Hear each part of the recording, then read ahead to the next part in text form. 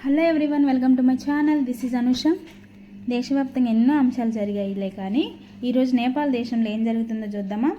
అసలు జెన్జెడ్ ఉద్యమం అంటే ఏంటి, ఎందుకు స్టార్ట్ అయింది, పరిణామాలు ఏంటి, ఇవన్నీ చూసేద్దామండి. అసలు జెన్జెడ్ ఉద్యమం అంటే జనరేషన్ జెడ్ ఉద్యమం అండి.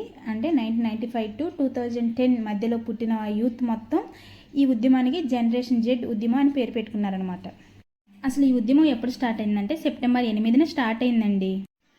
అసలు ఈ ఉద్యమం పేరు జనరేషన్ జెడ్ ఉద్యమం అంటే ఏం లేదండి, 1995 నుంచి 2010 మధ్యలో పుట్టిన యూత్ అంతా ఈ ఉద్యమానికి జనరేషన్ జెడ్ అని పేరు పెట్టుకున్నారు. ఈ ఉద్యమం స్టార్ట్ కావడానికి ముఖ్య కారణం సోషల్ మీడియాపై నిషేధం విధించిందండి నేపాల్ గవర్నమెంట్. ఎందుకు విధించింది అసలు? ఎందుకంటే అక్కడున్న యూత్ ఏం చేశారంటే ఆ గవర్నమెంట్ అధికారులు మరియు మంత్రుల పిల్లలు విలాస వీడియోలను బహిర్గతం చేసింది సోషల్ మీడియాలో. ఇక్కడ మేము దుర్బల స్థితిలో ఉంటే వాళ్ళు ఇలా రిచ్గా విలాసంగా ఉన్నాయి అని చెప్పి వీడియోస్ అప్లోడ్ చేశారు సోషల్ మీడియాలో. దీంతో ఆ గవర్నమెంట్ వారిని అడ్డుకునేందుకు రిజిస్ట్రేషన్ అనే వంకతో యూత్ చెడిపోతున్నారంటూ సోషల్ మీడియాపై నిషేధం విధించింది. దీంతో మన నేపాల్ యూత్ ఊరుకుంటారా? అసలు ఎంత వ్యాపారం జరిగింది. ఇప్పుడు వాట్సాప్ ఇవన్నీ లేనిది మనం అడ్వర్టైజ్మెంట్లు ఎలా చేసుకుంటాం? దీంతో అక్కడున్న యూత్కి ఒళ్ళు మండిపోయి ఏం చేశారు, ఆందోళన స్టార్ట్ చేశారు.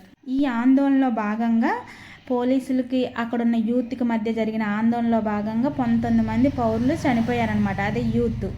ఇంకా ఆ పరిస్థితిని చూసి గవర్నమెంట్ సోషల్ మీడియాపై ఉన్న నిషేధం ఎత్తివేసినా కానీ అంతటితో అక్కడ నేపాల్ యూత్ అనేది ఊరుకోలేదండి. ఇంకా శాంతించక పిఎంని, అదే కేపీ శర్మ గారు, ఆయన దొంగ, దేశాన్ని వీడాలి అంటూ నినాదాలు చేస్తూ ఆందోళనలు ఇంకా అధికమైపోయాయి. చాలామంది మంత్రుల ఇల్లుకు నిప్పు పెట్టారు. అదేవిధంగా అక్కడ మాజీ ప్రధానమంత్రి గారు ఉంటారు, ఆయన భార్య ఈ ఆందోళనలో భాగంగా చనిపోయారంట. ఇంకా సుప్రీంకోర్టు న్యాయమూర్తిని వీధుల్లో తరుముతున్నారు. ఇంకా ఈ పరిస్థితిని అంతా చూసి నేపాల్ సైన్యం ఏం చేసిందంటే కాఠ్మండును తన ఆధీనంలోకి తీసుకుంది. సైన్యం సూచన మేరకు ప్రధానమంత్రిని రాజీనామా చేయమన్నారు. ఇంకా అధ్యక్షుడు యొక్క నిర్ణయంపై ప్రధానమంత్రి ఏం చేశారు, రాజీనామా చేసేశారు. ఇప్పుడు అక్కడున్న కాఠ్మండు మొత్తం సైన్యం ఆధీనంలోనే ఉంది. ఇంకా ఫలితంగా నెక్స్ట్ గవర్నమెంట్ ఫామ్ చేయడానికి నేపాల్ ఆలోచిస్తుంది.